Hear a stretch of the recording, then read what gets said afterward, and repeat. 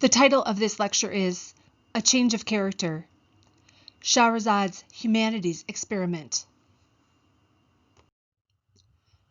In the 1990s, there was a huge cultural conversation in America about warning labels on albums and movies and other media that were thought to promote violence, for example. The general question that was raised was, if art can inspire an individual to noble actions, can't it also encourage detrimental behavior? Today, as we dive into 1001 Nights, I'd like to consider the first part of that question. Can literature make you a better person? In Shahrazad's stories, there are two human virtues that are featured with special prominence, and those are mercy and empathy. Today, I'll point out moments where the tales revolve around both or either of these qualities. Let's see if we can spy moments where Scheherazade implies that literature is uniquely suited to teaching them. And in at least one notable moment in our reading, she implies that literature is powerful in either a good or bad way, depending on how you read it. Let's first consider Scheherazade's father's stories. Recall that her father, who's King Ray's vizier, has the fun job of putting to death his wives. He tries to talk his daughter out of marrying the king. I'd like to wonder aloud whether he is all that serious about talking her out of this enterprise, which may result in her death. Is he in fact modeling for her how she might not only gain the upper hand with her husband, but also change him? I'm going to allege that Scheherazade reads her father right if we break down what happens in his two tales. So in the tale of the ox and the donkey, he delivers a caution against being a Budinsky and sticking your nose in somewhere where it doesn't belong, as the donkey does when he advises the ox to slack off, to get a little bit of rest from himself, pretend you're sick because you've been working too hard. So the donkey is forced to pick up the slack for the ox. The animals have to switch places, and thus the donkey learns empathy. Similarly, in the tale of the merchant and the wife, we get a caution against overmuch curiosity. But given that the wife would learn the merchant's secret, which is that he can understand animals talk, even if it means that he dies, in this way, the tale also drives home a message about empathy. So it's pretty harsh to see the merchant take such a strong line against his wife, going so far as to abuse her. But if we try to think, how is this tale trying to teach us empathy? Maybe the bottom line is that we don't need to know someone's whole deal in order to completely respect them. So the merchant had this secret talent, and the wife perhaps should have respected that he, had his deal. He had this secret ability and left it at that. Scheherazade's first story is the one about the merchant and the demon. So a merchant has accidentally killed the demon's son by throwing a date pit too hard, and it hit this invisible entity and killed him. So the demon says that he must die, proclaiming, "This is God's will and decree, for man was created to die." Of course, the merchant begs for his life. And in this story, we see a fable for Scheherazade's own situation. She's stuck in a power imbalance, and someone's life, hers, is in the balance. Like many of the tales, it's something of a thinly veiled autobiography at this point in her life. She's perhaps pleading for her own life, as well as showing King Ray the error of his ways, i.e., he is the demon in this scenario, and she is the merchant who's entirely at his mercy. So a bit of time passes, and the merchant says goodbye to his family and returns to the orchard where he is supposed to meet the demon. Along comes a man with a deer on a leash, which looks kind of curious. And he says to the merchant, "Hey, why are you sitting here?" And the merchant tells him his story. And he says, "I've got to see how this story ends." So, yes, on the one hand, it is a story, but it also is the real world. Like, this is the poor merchant's actual life that hangs in the balance. Enter old man number 2, who's got 2 dogs. And he also takes interest in the merchant's story. And wonders how it's going to end. So he says, "Me too. I've got to see what happens when the demon shows up." So there he is. He's got his 2 black dogs. Old man number 3, well, he's just a tag along. He doesn't come with any props.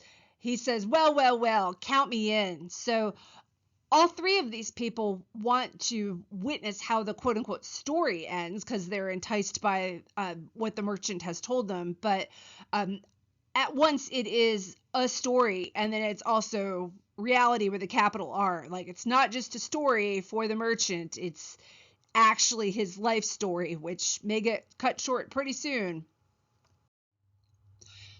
So it's understandable why these 3 men would be enticed by the merchant's story about what happened with the demon, because it's strange, to be sure, that he killed the demon's son with a date pit.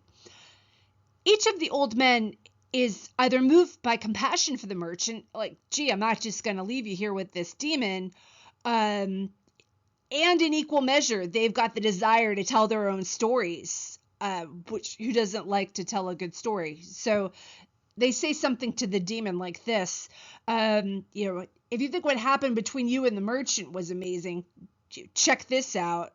So first guy, want to know why I'm walking this deer on a leash?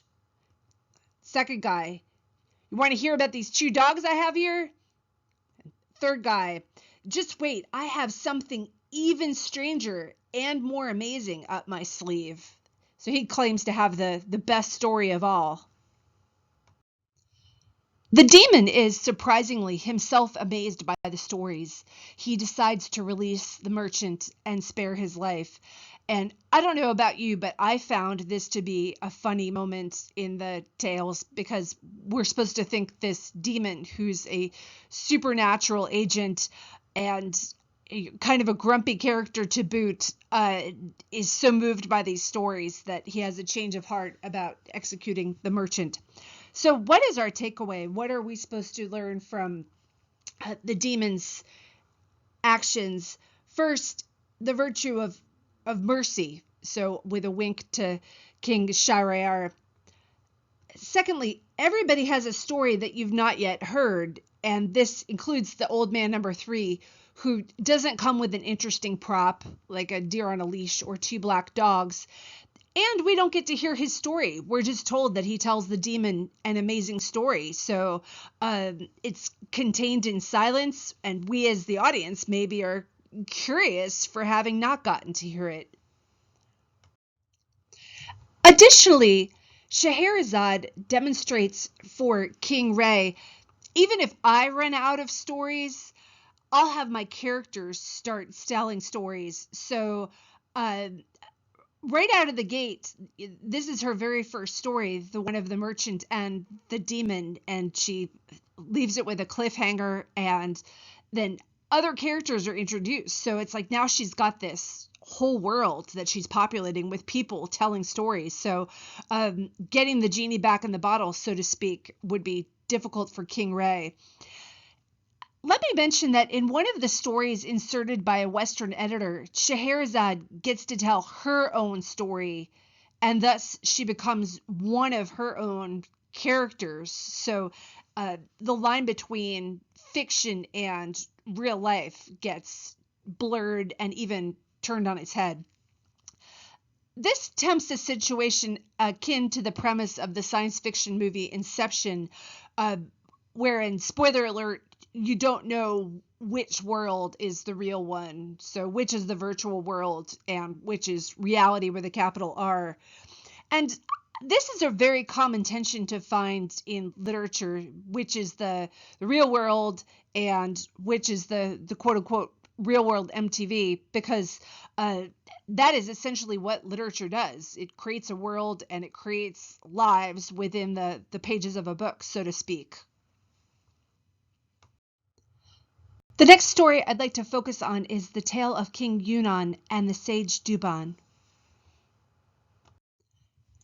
In the second of her tales, the story of the fisherman and the demon, the fisherman gets in a tight spot with a demon.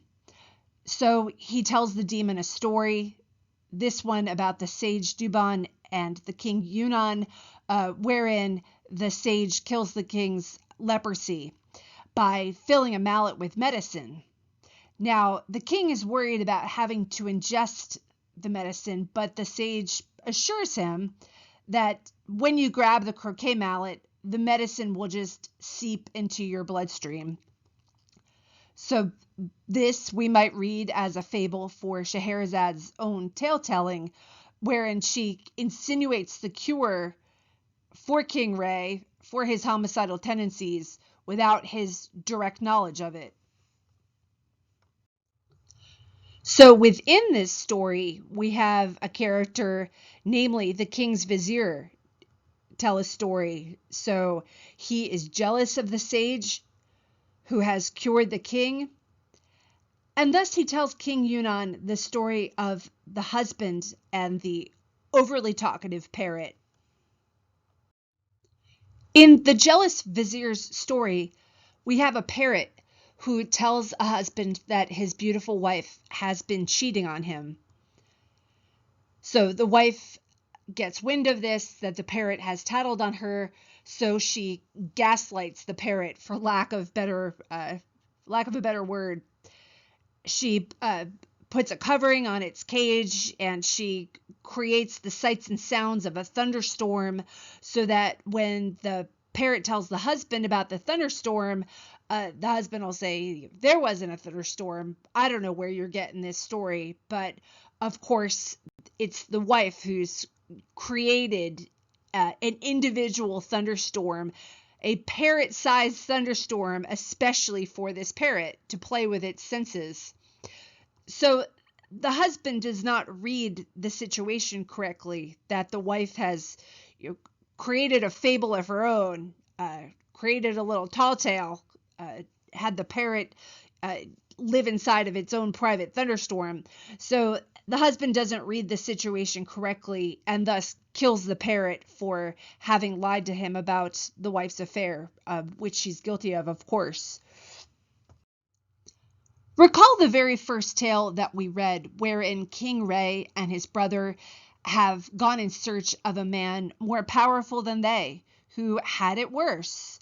And they've both been cheated on, and that's when they meet the genie who wears his wife on his head. So the husband in the story about the parrot, he's been cheated on, so King Ray perhaps identifies with this character. But Scheherazade insinuates to him that it's not quite that easy. She surely doesn't mean to reinforce King Ray's animosity toward all women. The tale's interpretation isn't that simple of one-to-one analogs, like, oh, I have to identify with this other man who's been cheated on by his wife. His takeaway should be a caution against hasty actions. So just like the husband in the story has killed the parrot in haste, so was King Ray's plan to kill all of these innocent women as some kind of comeuppance for the what his wife has done, kind of hasty, not a well conceived of plan. So in this story where it's not a matter of simple one-to-one analogs, the King Ray isn't supposed to identify on the most visceral level with this other husband who's been cheated on. Rather, he's supposed to take a lesson in humility and caution from the king the husband being too hasty and killing the bird in anger. So there's a little bit of product placement here to study the humanities. Major in English, go ahead. Be able to differentiate between lies and the truth.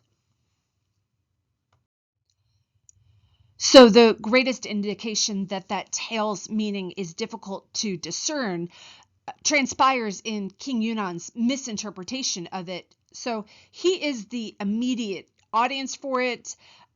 His jealous vizier is telling him this story to try to convince him that the sage is up to no good. So King Yunnan reacts. He says, okay, you want me to kill the sage, and then after the fact, I'll be regretful for it. So in that sense, he's played into the jealous vizier's hands. That the jealous vizier does want him to get rid of the sage, but the jealous vizier says, "Oh no, you've read the tale wrong.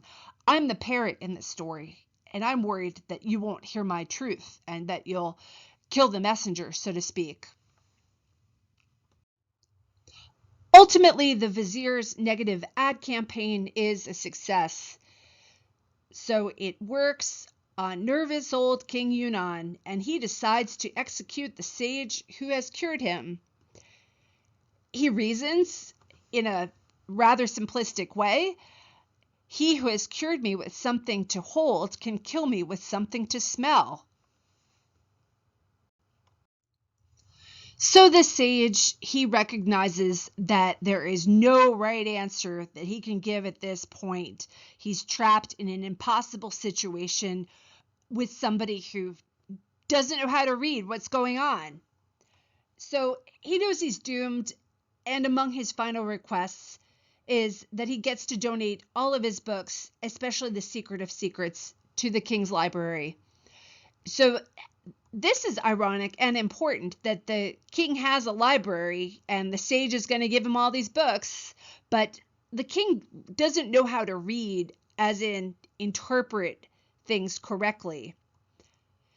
The sage says of one book in particular, "It contains countless secrets, but the chief one is that if your majesty has my head struck off, opens the book on the 6th leaf, reads 3 lines from the left page, and speaks to me, my head will speak and answer whatever you ask." So the king takes the bait and says, "Well, I must kill you to see how your head will speak to me." I thought I'd note that The Secret of Secrets is an actual book by Abdul Qadir Gilani, who lived in the 12th century, a Baghdadi intellectual. So this text, bottom line, is about squaring away your inner life through various mystical practices in order that your outer life can give glory to God. So recall that the king was especially paranoid about getting poisoned. So eating something or smelling something that's poisoned, but he neglects the sense of touch. So he says, "Sage, I see nothing written in this book." And the sage's head, speaking after death, says, "Open more pages." We're told that the king opened some more pages, but still found nothing. And while he was doing this, the drug spread through his body. So no surprise there. The sage has the last laugh and left a little something for the king in this Secret of Secrets book that he's entrusted him with. As he's dying, the king speaks to his own errors. Had they been just, they would have happily lived, but they oppressed. So he's actually speaking there to an acknowledgement of his own situation and the error of his ways. And to those, I would add that he quite literally doesn't know how to read correctly. So it's a bit of poetic justice that he dies by mishandling a book. In closing, I'd like to take a closer look at the demons whom we've met in this text. So these demons loosely translate to our idea of what genies are, and some of the more famous tales from the Thousand and One Nights feature genies pretty prominently. As our translator Hussein Hadawi notes, he rendered the stories in terms that would be intelligible to Western audiences. So some of the more culturally specific allusions, he translated those in terms that English-speaking audiences would understand, so they wouldn't seem quote-unquote foreign to them. And that's a very particular choice on the part of this translator. This is perhaps why he didn't call the demons by their more familiar names, genies. And I'm sure he knew that, Western audiences are all too familiar with genies. We might expect them to be of the lamp and bottle dwelling sorts. So, of course, in the story of the fisherman and the demon, the genie does live in a small vessel that the fisherman finds in a lake. But the genies that we know from movies like Aladdin, they are usually kind of benevolent and they grant you wishes, right? So this translator, Hussein Hadawi, wanted to estrange us from that preconceived notion of genies as the perhaps begrudging, but nonetheless the obliging best friend. They are also known as jinn, or jinn without the D.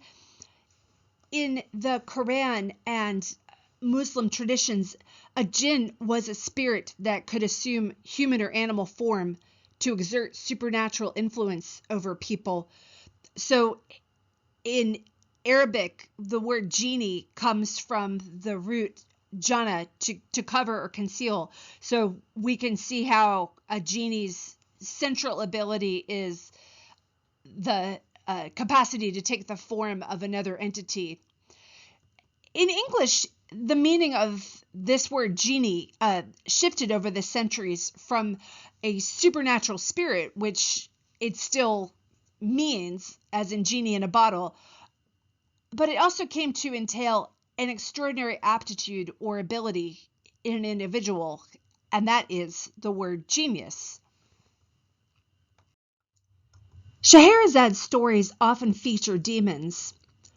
The very first story in the collection of tales, the story of King Shahryar and King Shahzaman, which she doesn't actually tell, but it features a demon prominently as the two kings search for someone who has a worse life than they do. And the demon's presence in this story is important because it does indeed set up the entire tale-telling premise. So I know I was curious to see, how do other demons in other stories behave? So we have the merchant and the demon and the fisherman and the demon, wherein characters tell the demons a series of stories to get them to calm down, to get them to ratchet down their anger a bit, to show them some mercy. So in a very real sense, these demons, while antagonizing these human beings, inspire their stories. Via these demons, we see Shahrazad cleverly seeding her stories with agents, albeit in disguise as demons, genies, that will keep the stories going, perpetuate them. So the genies / demons at once represent her capacity for storytelling, as well as another crucial element to the tale telling, and that is the audiences who will receive her stories. So that's it for this week. Take care and enjoy the reading.